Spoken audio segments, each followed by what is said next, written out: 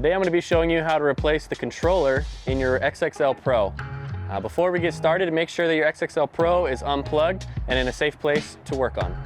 You might want to replace this if there's a short, if there's other issues that are making the controller not work, or if you simply just want to upgrade. First thing we need to do is access our hopper side panel by taking off these 6 screws.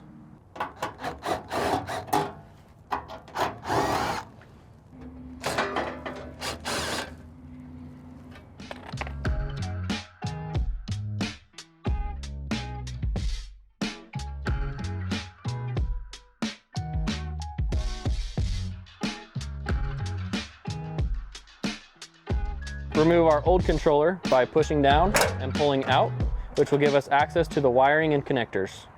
To install your new controller, feed your new connectors down through your hopper and then push it in.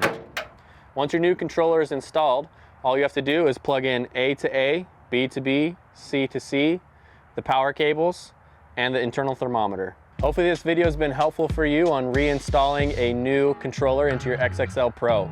If you have any further questions, please visit campchef.com or call our customer support helpline.